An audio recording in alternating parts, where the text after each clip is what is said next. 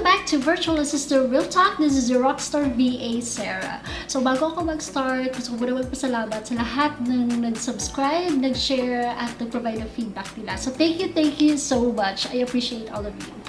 Anyways, so for our content, nabasa niyo naman na ang content natin are the easy jobs for beginners na virtual assistant. Okay, so maraming mga nagtatanong sa akin kung ano ba yung mga madadaling trabaho muna, lalo na kung walang mga experience, and some of them are really asking kung pwede ba sila na mag-start ng VA kasi syempre this pandemic, syempre mas prefer natin na magtrabaho sa loob ng bahay, tama, diba? So yes, this content will actually give you the answers. I'm going to provide some easy jobs para sa mga baguhan nating mga virtual assistant.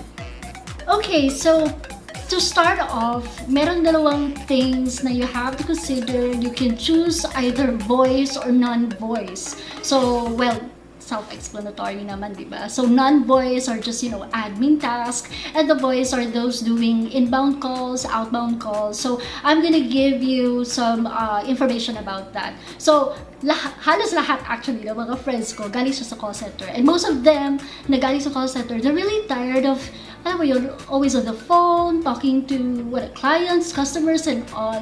Pero, real talk guys, isa yan sa pinakamagaling trabaho as a virtual assistant.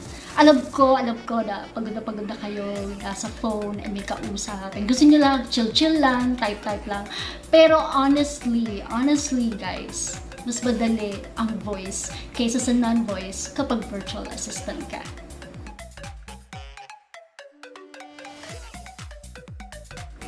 So, what I'm going to discuss first is the voice. So, very common naman for voice jobs, ito yung mga customer service, ito yung sales representative, and even appointment setter. Now, I'm going to record a different video to cover an appointment setter. And I'm gonna tell you guys, napakadali maging appointment setter.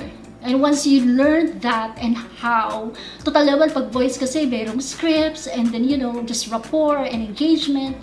That's it, di ba? So parang kung galing ka call center, kaya-kaya mo na yung trabaho na yon. You can instantly be a virtual assistant and apply sa voice na jobs.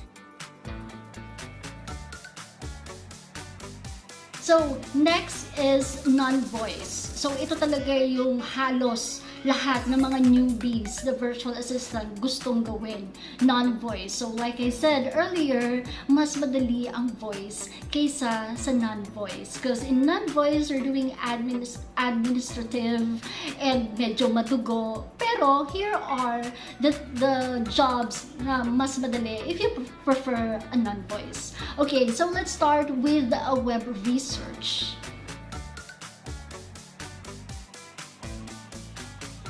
Okay, so sa web research, napakadali. I mean, Google and all this, resources, you can just do the research. There are clients who would ask you to do a research on a specific place. There were clients who's going to ask na, hanapan mo ako ng mga hotels dito sa area because I'm going to travel. There are also clients who would ask you to look for companies that are related to their own business or even research for their competitive, business adventure. So, maraming bagay pwede mong applyan as a web research, online research, internet researcher.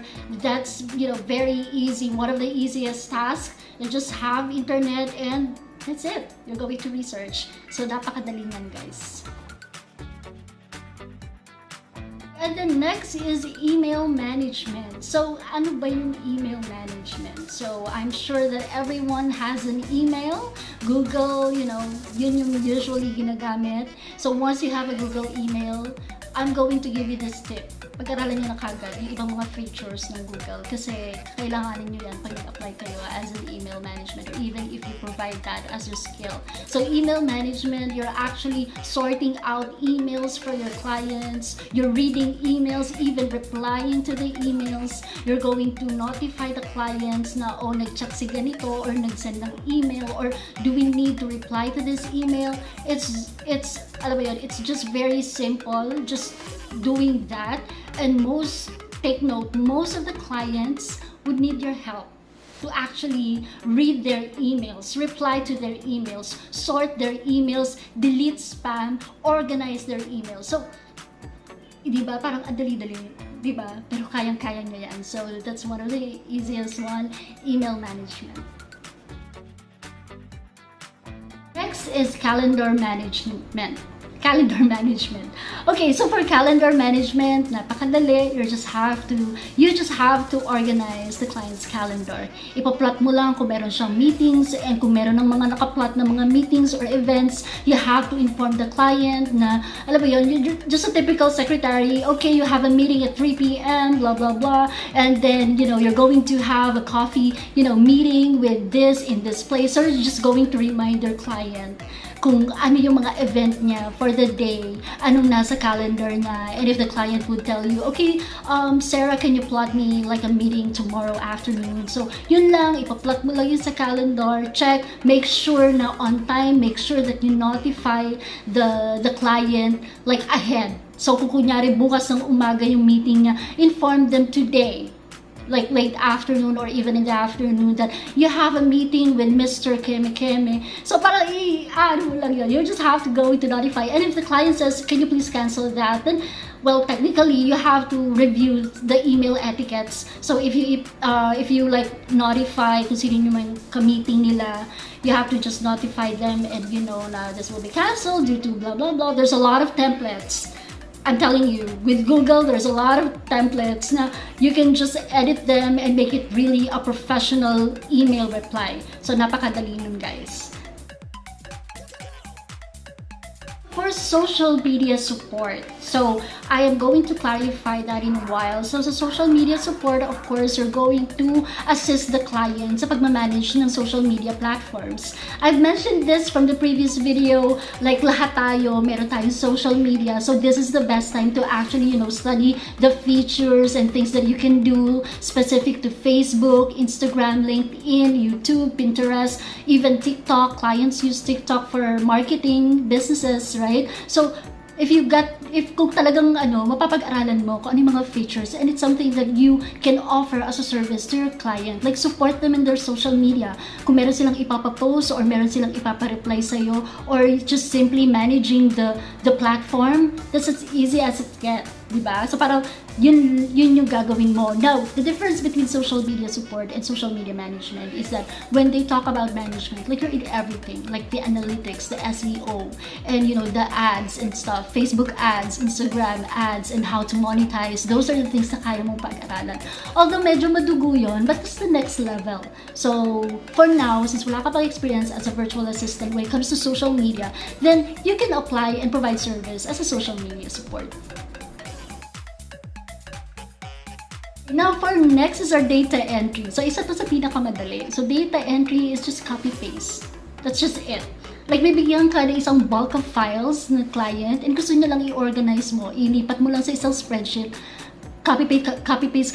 So, spreadsheets talaga na, alam mo yon, talagang paulit-ulit lang, 4 hours, 8 hours, you do those kinds of stuff. So, alam mo yon, one thing that you have to be careful though is yung mga details. Like, you know, simple spelling and simple, kahit minsan nagka-copy-paste ka, minsan yung minsan nagkakamali din. So, you also have to check on that para to make sure that, you know, all of the details, all of the data are accurate. Okay?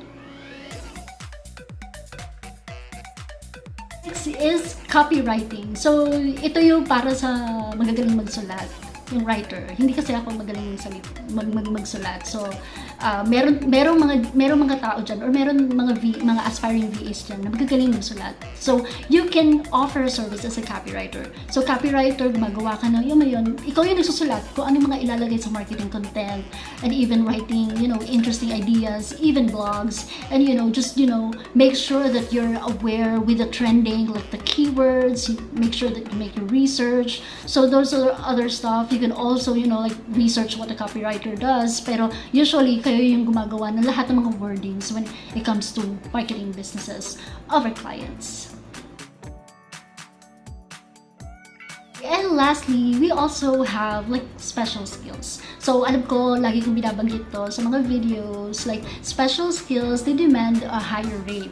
Sila yung mga skilled talagang mga virtual assistant, like general administrative assistant, yun yung, like copywriting, web research, and all that stuff. Pero pag special skills kasi, they're trained to do that. And samples are like, graphic designer and web designer. So, ito yung mga binabayaran because they have a specific skill. Now, you don't have to worry about that. I guess ang masasabi ko lang talaga, guys, is once you land on a client, kung ano man yung trabaho na i-assign sa'yo, just go for it. Kasi pag natuwa sa'yo yung client and they really like your professionalism and how you work and your values, definitely, like 100%, they're gonna invest in you and pahahawakin ka pa ng marami mga assignments or even tasks, and you'll never know na gumagaling ka, nadadagdagan yung mga skill set mo. And that's one thing that's nice about being virtual assistant. Like, the client trusts you so much because you showed them, this kind of values na, alam mo yun, gusto mo tumulong and gusto mo talagang mag-grow yung business nila. So that's one thing that you have to consider. Regardless kung data entry or let's say social media, but if they see kung yung work ethics mo and they appreciate you, they'll definitely give you a chance and add more tasks to you. And definitely magiging full-time ka, and even you're gonna stay longer to the client. That's like a long-term client, right? So parang let's just make sure that we're doing our best to provide sa clients natin. So for my tip is that if you are an aspiring virtual assistant, wala ka pang experience, pero galing kang call center, the best shot is go for voice. Okay, just go for voice kasi no sweat yan sa atin eh. Alam mo yun, you have the comp skills, you have the multitasking skills, and alam mo na yung galawan pag mga ganyan eh. And that's just for experience, right? And so, that's what I wanted to emphasize. So, kahit ano trabaho, kapag nagsisimula ka pa lang, wag muna tayong mamili. Let's just start. Because we're gaining experience from this, and we're gonna learn more from our clients, learn more from our work. And when it comes to pay rate, I suggest you start small first kasi wala ka pa experience eh. Kapag wala ka pang may pagmamalaki sa mga clients. But once you have enough experience, then you can demand your rate. Like, I can provide you all the services, but this is my rate. Meron ka ng ganung angas. Diba? So that's one thing that I really, wanted to emphasize. Like, voice is easier than non-voice. And these easy jobs that I provided, kahit wala ka pang experience, you definitely have a big shot to land on your first client. So I hope that this video has been helpful for you guys, and if you have any questions, please don't forget to comment on the description and make sure to like this video, and thank you so much sa mga nag-subscribe. Pero kung bago ka dito, then you better subscribe because we're gonna have like more helpful videos para tuloy-tuloy na ang VA career mo. So that's it for me. Thank you so much. Once again, this is Sarah. You have a great day. Thanks everyone.